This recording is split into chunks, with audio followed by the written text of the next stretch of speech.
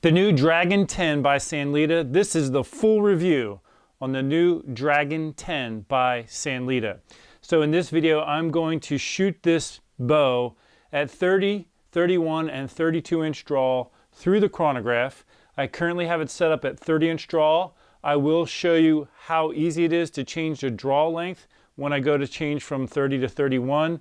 And we're going to shoot through the chronograph 5 grains per pound. I want to go over a few details of the bow before I shoot. This is the long draw cam. They do have a regular, basically a regular cam and a long draw. So this will go from 30 to 32-inch draw. They will also have one that'll probably go from 20 something to probably about 30. I don't know that exact detail as of yet because they haven't sent me one.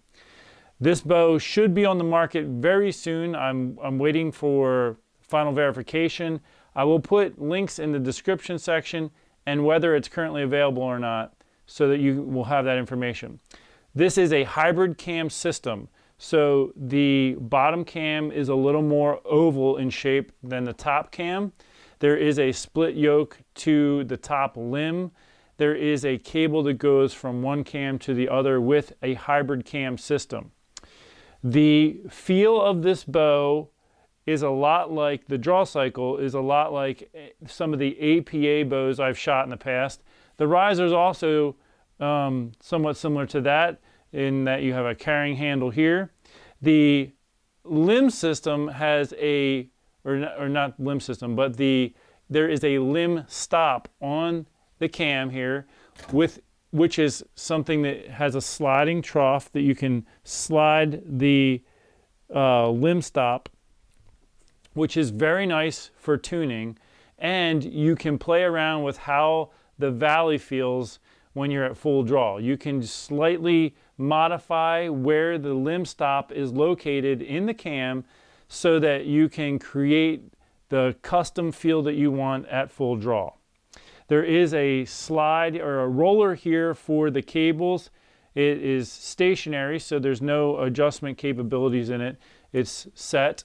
There are dampeners in the limbs.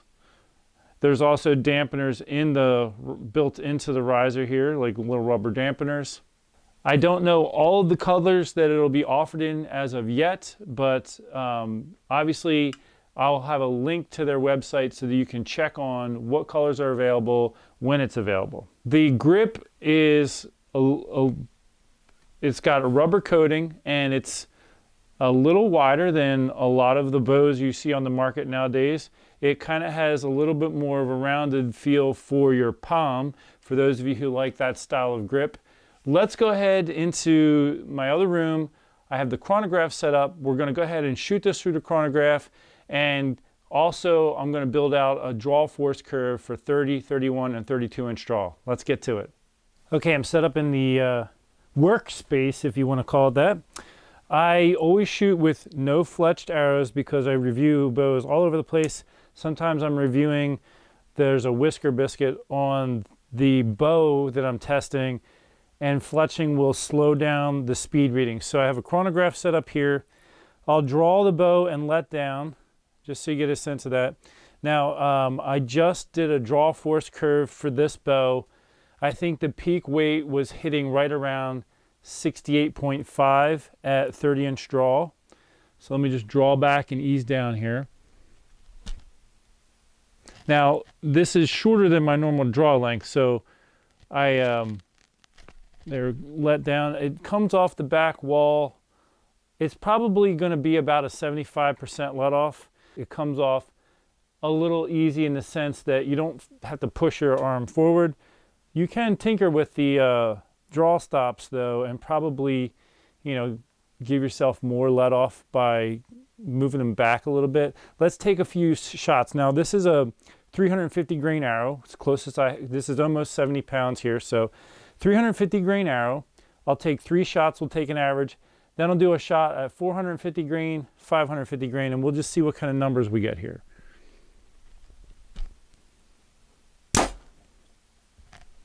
So that's 333 feet per second. Okay, shot number 2.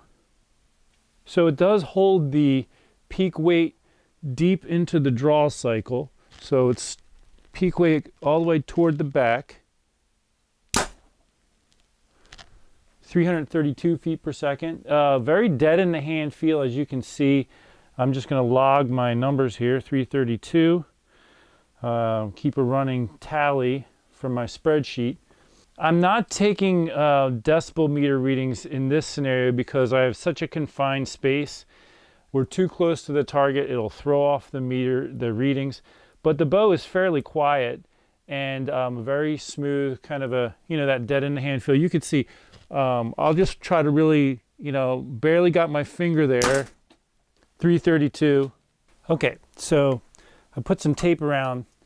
One of the reasons the bow is not on the market yet is because I did make a bunch of suggestions when they sent me this prototype, and one of which is the rubber that they're using for the stopper is a little too soft, so it's able to pop out. So I just put some tape around that to finish this review, but they're putting a stiffer rubber in there so that that doesn't happen. They're working on getting all that manufacturing end of things taken care of. Now we're going to go to 450 grains. I'm using the Fletcher outsider release, so it actually disengages with your thumb. Some people ask me what kind of release I'm using when I do my review videos. So 450 grain arrow is 296. Our 550 grain arrow,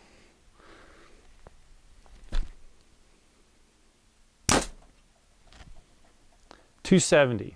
Now I'm going to show you how easy it is to change the draw length. We're going to go from 30 to 31 inch draw, run the test again, and see what kind of speeds we get. All right, I'm wearing a headlamp to try to give you extra light here. So this is the torque screw type fitting. I like to use this socket wrench style for doing that rather than a screwdriver, because it gives you a little more force right here, and you're less likely to strip this out. So I prefer to use this style.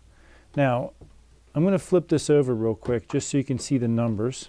So right in here you have numbers 1 through 5. The top row is going to be your full inch movement of draw length. Your bottom row down here for 2 and 4 is going to be half-inch increments. So like if you wanted to go 30 and a half, you'd come down onto this setting here. But I'm going to go 1 full inch. So I'm going to stay on the top row, and then there's a single screw down here. Also, you're going to have numbers that correspond along here. So I'm going to go from number 5 to number 3. So I will also move my draw stop peg from number 5 to number 3. Let's start with this here. I like the fact that you do not need a bow press to be able to change the draw length. This screw here, I don't need to take this all the way out because I'm only going to be sliding it in this trough over 2 settings. This one here, actually what I typically do is pop that out. Get the rest away with my fingers. Okay, so I'm going to slide this over 1 space. That's going to give me the number 3 setting, going from 5 to 3. And I'll just tighten this back up, get it started with my fingers.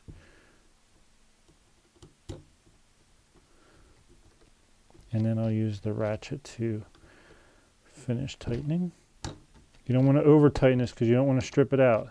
You just get it to where you feel it snugging up. Now I'm going to slide this over to the number 3 setting. That's going to take a regular Allen wrench key.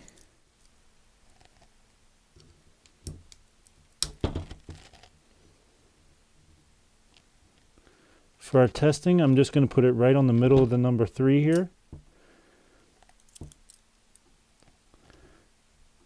I'm going to get that as close to dead center on the line as I can for this test. But like I said, you can play around with the pocket, the back wall pocket. Doing the same thing on the other side, and then we'll go shoot it. So I'm ready to shoot 31 inch draw length. I just did a draw force curve with this as well.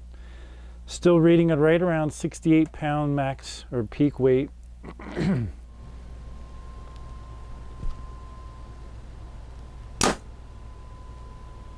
342. I also don't shoot with this much draw weight, so it's whenever I'm doing these bow reviews, it's a little awkward for me because it's more weight than I typically draw. 341.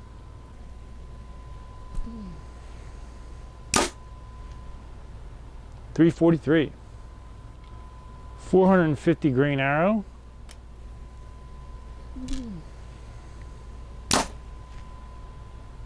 303. 550 grain arrow.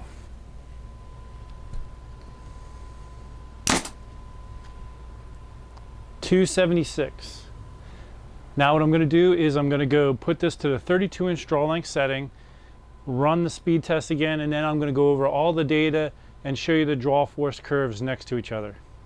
All right, now at the 32-inch draw, just did the draw force curve. Came in at just over 68 pounds again.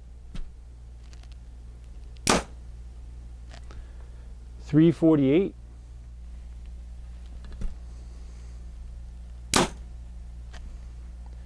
348.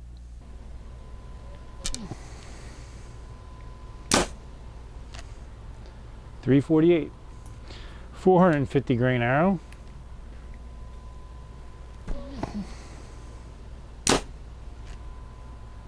310.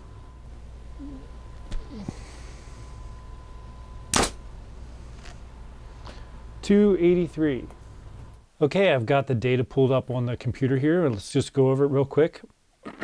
So when I had the Dragon 10 set up for a 30-inch draw, first let's look at the brace height. It's going to be the same for all these reviews.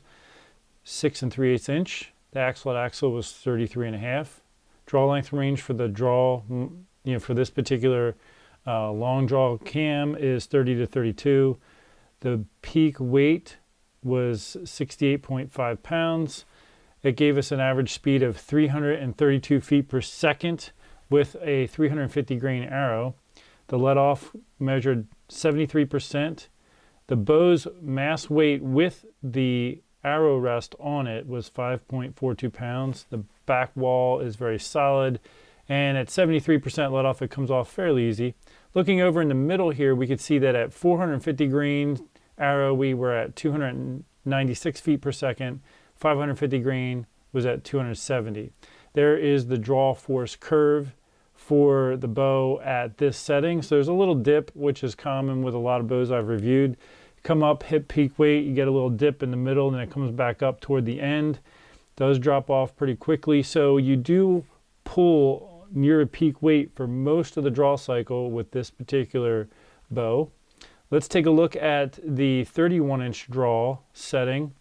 So at 31 inch, my peak weight actually measured 68.1 pounds, so 0.4 pound difference.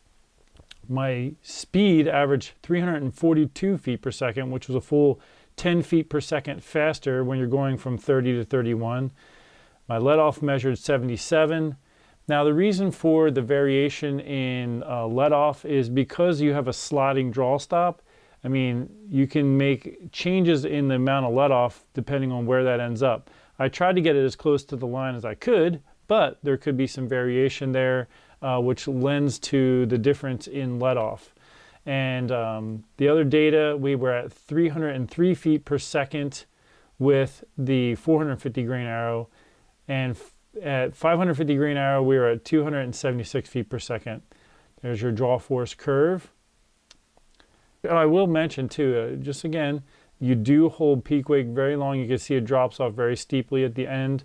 So that's going to give you more speed, and it's not going to feel as smooth as the Dragon X8. The Dragon X8 has a very smooth draw curve. This has a little bit more abrupt, which is delivering those higher levels of speed. So whereas, the Dragon X8 at a 30-inch draw or 31-inch, either 31-inch, I think I was getting like right around 320 feet per second. Here we're getting 342, so like 22 feet per second more. That's how you squeeze that speed, is to get a little more aggressive with the draw force curve. Now at the 32-inch draw, I once again hit 68.5 pounds for a peak weight. My top speed was 348 feet per second for an average with a 350 grain arrow. My let off was measuring 75%. At 450 grain arrow, I was hitting 310 feet per second.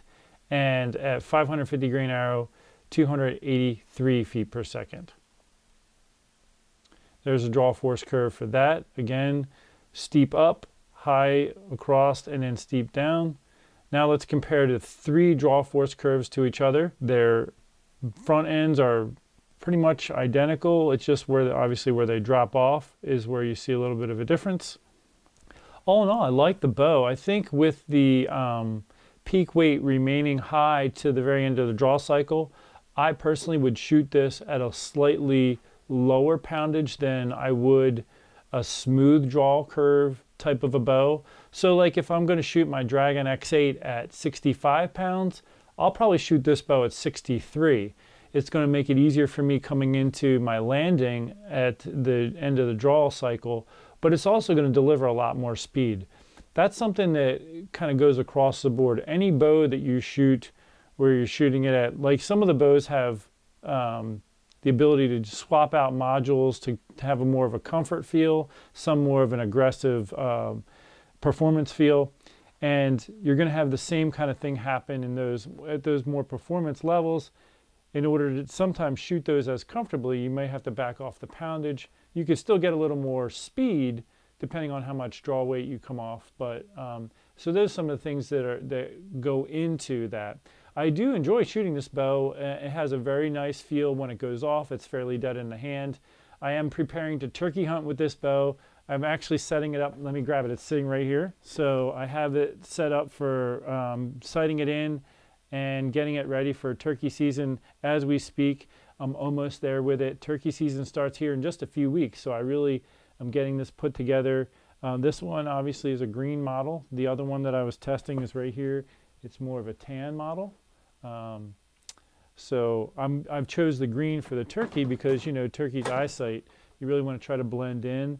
This would be more of like for me, a late season when all the foliage is off the trees. I actually hunted with this bow, or one like it. It actually was slightly different. It had 60-pound limbs. This one has 70-pound limbs. But I hunted with a 60-pound limb like this and harvested some deer with it last year. I'll provide a link for that if you haven't seen that video already. But all in all, I enjoyed the bow. I'm planning to hunt with it this year. And make sure you stay tuned for that. See if I can get a turkey down with the Dragon 10. Thanks so much for tuning in. Until next time, take care and God bless.